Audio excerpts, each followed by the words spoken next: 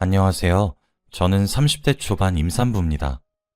요 며칠간 제게 일어난 일들을 하소연이라도 하고 싶어 이렇게 사연을 보내봅니다. 저는 남편과 3년간의 연애 후 결혼한 지 이제 1년간 넘긴 새댁이에요. 임신한 지 3개월 정도는 되었고요.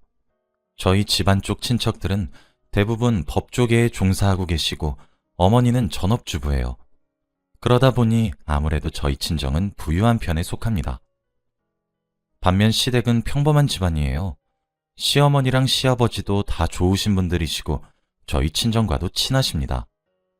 신혼집에서 차로 30분 정도 걸리는 거리에 시댁과 친정 둘 다 있어요. 시아버지랑 저희 아빠랑 함께 골프도 치러 다니는 사이니 얼마나 가까운지 아시겠죠? 남편은 평범한 회사원입니다. 제가 남편과 결혼하기로 마음을 먹은 이유는 제 남편이 저와 제 친정에 너무 잘해서예요. 다정다감한 남편과 친정을 좋아해주는 사위, 딱 그 모습만 보고 결혼했어요. 원래라면 신혼을 5년 정도 즐기고 천천히 아이를 가지려고 했는데 덜컥 임신이 되었습니다. 양가의 열렬한 축하를 받았죠. 제가 체질이 워낙 허약한 편이라 임신을 알게 된 이후로 휴직을 내서 집에서 몸조리를 하고 있어요.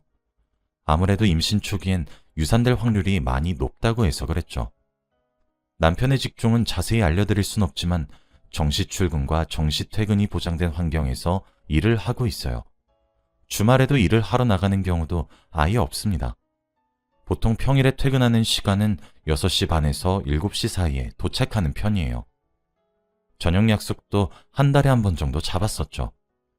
저는 한 달에 한 번 하는 마법이 굉장히 주기가 정확한 편이라 임신하고 4주 만에 알게 되었습니다. 제가 임신을 한 이후로 남편은 퇴근하면 항상 집으로 곧장 왔죠. 한 번씩 있는 저녁 약속도 제 임신 이후로는 사라졌습니다. 남편은 연애했을 때부터 사회인 야구가 취미였어요. 일주일 중 딱 하루, 일요일만 사회인 야구를 하러 가는 것 말곤 너무 다정한 남편이죠. 점심시간마다 제게 전화해서 오늘 뭐 먹고 있는데 밥은 먹었는지, 퇴근할 때 먹고 싶은 음식은 없는지 항상 챙겨줘요. 저는 입덧 말고 먹덧을 하고 있어서 땡기는 음식을 말해주면 조금 늦을지언정 무조건 사다 주기도 했죠. 퇴근하고 나서도 집안일을 많이 도와주고 제가 뭐 하나라도 옮기려고 하면 호들갑 떨며 자기가 뺏어들고는 이런 건 내가 할 테니 앉아서 쉬고 있어 라며 손에 물 한 방울도 묻히지 않으려고 해줘요. 태교도 너무나도 자상하게 도와줍니다. 태교의 아빠 목소리가 좋다는 얘기를 듣고는 동화책도 본인이 읽어주려고 하고 사랑한다고 속삭여주기도 하죠. 제가 허약한 체질이라 우리 아이는 튼튼하게 태어났으면 해서 태명이 튼튼이에요. 항상 튼튼아 사랑해 하면서 시도 때도 없이 배에 뽀뽀도 하고 그랬습니다. 그런데 어느 날 그렇게 다정해서 더욱 믿었던 남편이 외도를 하고 있다는 사실을 알게 되었어요. 사회인 야구에는 제 친구 남편도 가입되어 있습니다. 제가 처음 의심을 품었던 이유는 바로 이 야구 때문이에요. 하루는 낮부터 비가 온다는 기상청의 예보와 먹구름이 잔뜩 낀 하늘을 보며 오늘 야구하는 날인데 못하겠다 라고 하니까 아니라고, 비가 오면 비를 맞으면서 스포츠를 해야 진정한 남자라고 웃으면서 하더라고요. 그러다 감기 걸려서 고생하면 어떡하냐는 제 말에 걱정 말라며 다녀오겠다고 말을 하고는 집을 나서더라고요. 그런데 남편이 나가고 5분 정도 뒤에 거실에서 방으로 들어가려고 하는데 현관에 남편이 우산을 두고 갔더군요. 그래서 가져다 주려고 호다닥 1층으로 서둘러 내려갔습니다. 저희 아파트는 1층에 주차장이 있거든요. 제가 남편을 부르면서 다가가려고 하고 있었는데 차 안에서 남편이 꼬물꼬물 움직이더라고요. 차 안에서 무슨 옷을 갈아입어? 그냥 집에서 입고 나가면 되지 라고 생각하며 다가가고 있었는데 제가 보지 못한 옷으로 갈아입고 있었던 거였어요. 그리고 유유히 주차장을 빠져나가는 남편의 차를 뒤에서 조용히 바라보다 집으로 올라왔습니다. 뭐지 싶었어요. 그러다 친구에게 전화를 걸었습니다. 민지야, 요새 너무 보고 싶다. 나 임신하고 야구 응원하러 한 번을 못 가보네. 우리 언제 만나? 라고 하니까 민지가 안 그래도 요즘 너 보고 싶어 죽겠어. 오늘 사회인 야구 안 하는 날이라서 오랜만에 우리 부부 오붓한 데이트하러 가는데 영 날씨가 안 좋아서 그냥 쇼핑이나 하려고. 아니면 너희 부부도 여기로 건너올래? 같이 밥이나 한 끼 먹자. 너 임신했는데 몸보신해야지. 라고 하더군요. 전화를 끊고 조금 혼란스러웠습니다. 남편에게 전화를 걸었지만 받질 않더라고요. 그때를 이후로 몇 주 정도 지났는데도 일요일이 돌아오면 너무 스트레스를 받는 거예요. 그래서 하루는 남편을 미행해야겠다는 생각이 들었습니다. 그게 뭐가 되었든 직접 두 눈으로 보는 게 나을 것 같았거든요. 그리고 그날따라 어차피 운동을 하면서 땀을 흘릴 건데도 샤워까지 하고 나가는 것을 보니 직감적으로 오늘이 날이라고 생각했어요. 택시를 불러서 돈을 2배로 드릴 테니 잠시만 기다려주시라고 한 뒤 남편이 집을 나서자마자 지갑과 휴대폰만 챙겨 뒤따라서 나갔어요. 기사님께 아까 전화로 말했던 돈을 2배로 드릴 테니 티나지 않게 앞에 가는 차를 따라가 달라고 부탁했습니다. 기사님이 저를 참 안쓰럽게 쳐다보시더군요. 아니나 다를까 남편이 차를 세운 근처에 내렸습니다. 사회인 야구는커녕 대학로더군요. 누군가를 기다리고 있는 듯한 남편을 지켜봤어요. 그 순간 남편에게 어떤 여자가 걸어왔는데 그 여자는 남편에게 아양을 떠는 게 아니겠습니까? 남편은 한술 더 떠서는 그 여자 얼굴에 연속적으로 애정 공세를 퍼부었어요. 너무 놀라 결정적인 증거를 찍을 생각도 못했네요. 그냥 충격만 받고 집으로 돌아왔습니다.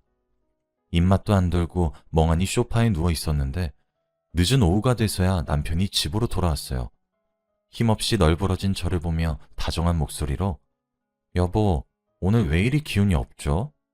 튼튼아, 오늘 하루 엄마랑 뭐하고 놀았어? 하며 말을 걸어오더군요.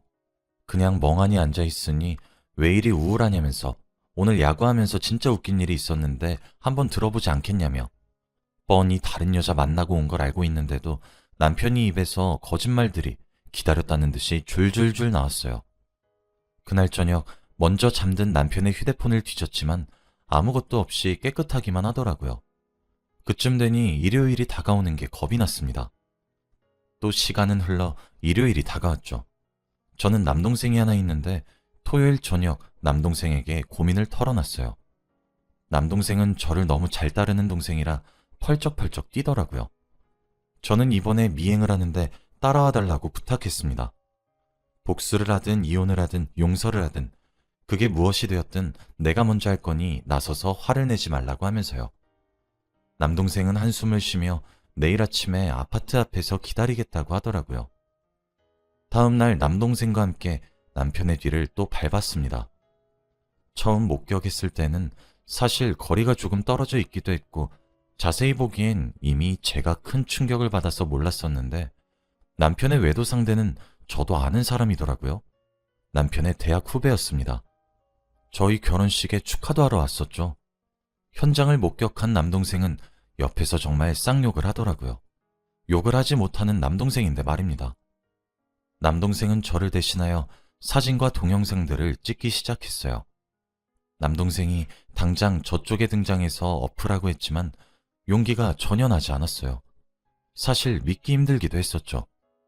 튼튼이를 위해 스트레스를 받는 것은 좋지 않다고 했지만 배가 땡기기 시작했어요. 일단 집에 가서 쉬고 싶다는 제 말에 남동생은 저를 신혼집에 내려다 줬습니다. 친정으로 가자는 말을 계속했지만 제가 일단 남편과 이야기를 한번 해보겠다고 잠자코 있으라고 입단속을 시켰죠. 늦은 오후가 되자 남편은 집으로 돌아왔어요. 다정한 남편의 한마디도 사랑스럽다는 듯 저를 만져주던 손길도 다 역겨웠어요. 무표정한 절 보며 집에 혼자 둬서 미안하다고 많이 심심했던 거냐며 애교를 부리고 저를 껴안았습니다. 그때 제가 온몸으로 남편을 밀치며 너 여자 만나? 라고 질문했어요. 남편은 아니? 라며 딱 잡아떼더군요. 저는 내가 다짜고짜 여자 만나냐고 물어보는데 왜 대답이 아니라는 대답이야? 보통 이런 상황에서 갑자기 왜 물어보냐고 물어봐야 되는 거 아니야? 라고 언성을 높였어요. 이어서 내가 내 두 눈으로 뭘 봤는지, 뭘 들었고 뭘 알고 있는지 말할까? 아님 네가 실토할래? 라고 다그치자 남편의 얼굴은 사색이 되면서 계속 부정하더라고요. 저는 당신 소영이 왜 만났어? 라고 하니 얼굴이 하얗게 질렸더군요. 당신은 여자를 만나서 외도하는 것으로도 모자라서 그 외도 상대가 내 결혼식에 초대했던 당신 후배라니. 근데 그걸 숨기고 나를 기만해? 거짓말을 어쩜 그렇게 줄줄줄 읊어? 넌 나만 기만한 것도 아니고 우리 튼튼이까지. 말하는 도중 울컥 감정이 올라와 말문이 막히더라고요. 지금 울고 싶은 사람이 누군데 남편이 먼저 우는 겁니다. 눈에 눈물을 그렁그렁해서는 실수였어 라고 하더라고요. 실수요? 저는 와, 당신은 실수로 바람펴? 난 뭐 완벽한 사람이라서 몸조리하냐? 너는 지금도 계속해서 거짓말에 거짓말을 덮어가면서 반성은커녕 상황만 모면하려고 하네? 너 진짜 최악이다. 라고 말한 뒤 핸드폰과 지갑만 챙겨 집을 나왔습니다. 결혼하고 나서 혼자 친정을 찾아간 건 이번이 처음이었어요. 갑작스레 찾아온 딸을 본 아빠는 우리 딸 어쩐 일이야? 김서방은? 이라고 물었고 엄마는 뭐야 싸운 거야? 라고 웃으셨어요. 그걸 보고 있자니 눈에서 눈물이 저도 모르게 주룩 흐르더라고요. 임신한 딸이 우는 걸 보면 부모 마음이 어떻겠나요? 한숨을 푹 쉬고 저를 안아 달래주는 남동생 품에서 아이처럼 엉엉 울었습니다. 제가 우는 동안 남동생은 제 등을 토닥거려주며 부모님께 자초지종을 간략히 설명했죠. 부모님도 처음엔 믿기지 않아 하셨어요. 김서방이 그럴 리가 라면서요.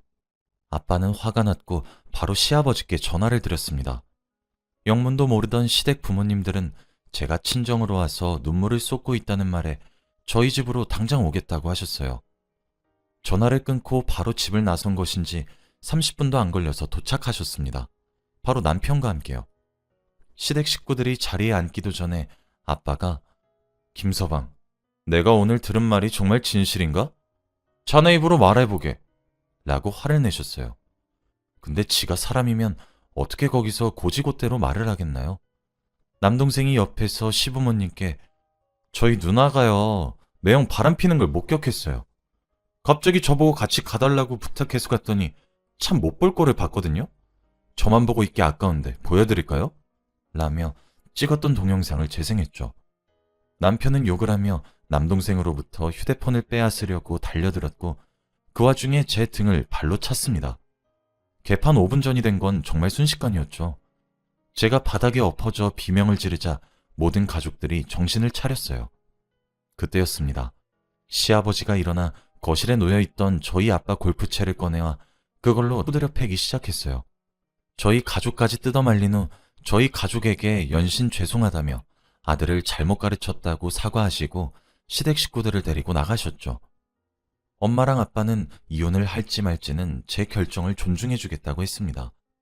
만일 이혼을 하게 된다면 아빠가 모든 인맥을 동원해서라도 도와주겠다고 하셨죠. 마음이 참 든든하더군요. 친정에서 이틀 정도 더 머물렀습니다. 저희는 제가 집을 해갔고 남편이 혼수랑 신혼여행 경비를 댔거든요. 결혼식 비용은 축의금으로 해결했고요. 친정에 누워있는데 내 돈 주고 산 내 집을 내가 못 가고 있으니 억울해졌습니다. 그래서 저를 위해 연차를 쓴 남동생과 함께 신혼집으로 향했어요. 원래는 남동생과 저희 집에 도착해 남편 짐을 싸서 문 밖에 둘 생각이었는데 웬걸 신혼집 문을 열었더니 기가 막힌 풍경이 펼쳐져 있었어요. 평일이라 회사에 출근한 줄 알고 오전 늦게 집으로 돌아왔던 거였는데 둘이 아주 난리가 났더라고요. 남동생은 사진을 찰칵찰칵 찍었습니다. 저희는 고양이를 한 마리 기르고 있어 펫캠이 거실에 설치되어 있어요. 휴대폰을 켜 녹화된 영상을 보니 그 여자가 저녁에 스스로 비밀번호를 치고 집에 들어와서 남편과 둘만의 축제를 한바탕 벌인 거였죠. 저는 경찰에다가 신고를 했습니다. 모르는 여자가 집에 들어와서 주거침입으로 신고하고 싶다고요. 10분도 안 돼서 도착한 경찰에 의해 뒤늦게 잠에서 깬 남편과 그 여자는 소스라치게 놀랐겠죠. 야간에 들어와서 하루를 묵었기 때문에 주거침입죄가 성립이 되었습니다. 형사고소를 진행했어요. 남편은 그런 저를 쳐다보며 소름 끼친다며 헛웃음을 짓더라고요. 경찰에 신고 후 임신한 상태라 나중에 연락 주시라고 말을 하니 참 안쓰럽게 쳐다보더군요. 남편도 남동생에 의해 집에서 쫓겨났어요. 난장판으로 어질러진 집을 들어보니 케이크에 와인까지 먹었더군요. 피식 헛웃음이 나왔습니다. 대충 남의 집들을 커다란 봉지에 꾸겨 넣어 현관문 밖에 둔 후 제 명의인 집의 현관 비밀번호를 바꾸고 친정으로 돌아갔어요. 친정으로 다시 돌아온 저는 놀란 가슴 진정시키고 있으니 시어머님으로부터 전화가 한 통 걸려왔어요. 세아가 많이 놀랬지? 로 시작한 전화는 결국 남편이 선을 넘은 짓을 한 건 맞지만 실수라 생각하고 눈 감아주면 안 되겠냐는 말씀이었어요. 집에 도착해서 제 남편과 그 여자의 모습을 두 눈으로 직접 봤는데 얼마나 놀랬겠어요. 어머님, 그리고 실수라뇨? 짐승 새끼도 아니고 자기가 사람이면 그렇게 사는 거 아니에요. 지나친 잘못을 하면 안 되는 거라고요. 어머님, 그건 실수가 아니라 그건 남편이 죄를 지은 거예요.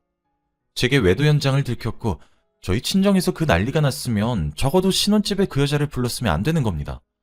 제 말에 어디 틀린 구석이 있어요? 없잖아요. 어머님, 이만 전화 끊을게요. 하고 전화를 끊었죠. 남편이 만나서 얘기 좀 하자고 연락이 미친 듯이 오더군요. 사실 한 번은 얼굴을 보고 만나야 될 것 같아 사람들이 많이 다니는 번화가의 한 찻집에서 만났습니다. 저를 보자마자 남편은 내가 딴 여자랑 놀았던 건 잘못했어. 근데 넌 나한테 물어보지도 않고 쪼로로 친정에 찾아가서 그걸 이러고 앉았냐? 라더군요. 할 말은 그게 다야?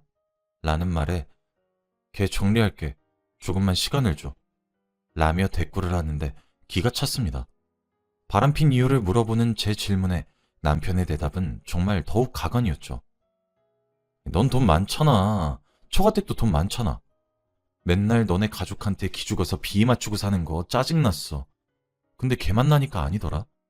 내가 떵떵거리고 대단하단 소리 듣고 어깨가 펴졌어. 너 돈 많은 거 그냥 부모 잘 만나서 그런 거잖아. 그래서 나도 기 좀 세우고 다니고 싶어서 바람 좀 폈다. 왜? 너 돈 가지고 이런 식으로 행동하는 거 진짜 실수하는 거야. 라고 소리를 지르더니 자리를 박차고 나가버렸어요. 남편이 결혼 전 금전적으로 힘이 든 상황을 겪어 제가 다 갚아주었습니다. 시댁의 빚과 어머님 가게도 하나 해드렸어요. 둘 중 하나는 풍족하니 집도 그래서 제가 해갔죠. 남편 기죽이기 싫어서 항상 비싼 돈 주고 브랜드의 옷을 입혀왔고 한도도 1,000만 원인 카드도 지어주었습니다. 그런 것들 받을 때는 저뿐이라더니 공주처럼 대하겠다더니 좋다고 받아먹을 땐 언제고 저도 제 직업과 부를 이루기 위해 엄청난 노력을 했어요. 노력의 대가를 그런 식으로 폄하당하니 더 이상 참을 수 없더군요. 먼저 자리를 떠난 남편의 빈자리를 보며 이혼하기로 결심했어요. 요즘 세상은 참 좋습니다. 남편의 신상 정보와 직장 주소, 자동차 번호, 이런 기본적인 정보만 알려주어도 실시간으로 증거들을 보내주더군요. 사실을 인하해 줄 수 있다고 원한다면 퀵으로도 보내준다고 하더라고요. 통화 내역은 물론 카드 내역서도 조회를 마쳤죠. 모텔비의 선물값에 돈 몇 천은 우습게 썼더라고요. 저와 그렇게 싸운 이후에 남편을 퇴근하면 그 여자가 살고 있는 원룸으로 퇴근했어요. 물론 그 여자에 대해 제가 알고 있던 기본 신상 정보만으로도 많은 증거들을 확보할 수 있었죠. 아버지께 보여드리니 이 정도면 친권과 양육권, 그리고 위자료까지 받고 쉽게 승소할 수 있을 것 같다 하셨습니다. 남편에게 문자를 한 통 남겼어요. 이혼소송 준비 중이라고요. 남편은 그 문자에 보낸 답장이 뭐였는지 아시나요? 저보고 그러고도 엄마가 맞냐고 합니다. 뱃속에 애를 품고 있으면서 어떻게 그런 생각을 하냐고 이혼은 절대 안 된대요. 제가 내 이혼 파탄의 원인은 너의 외도고 유책 배우자 또한 너야. 네가 뭔데 이혼을 하니 마니야? 위자료 준비해.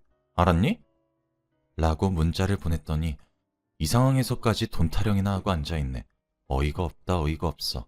라고 온 답장에 기가 차더라고요. 솔직히 우스웠습니다. 저는 한번 결정하면 무조건 실행에 옮기는 사람이에요. 남편은 그때까지 상황 파악을 제대로 하지 못하더군요.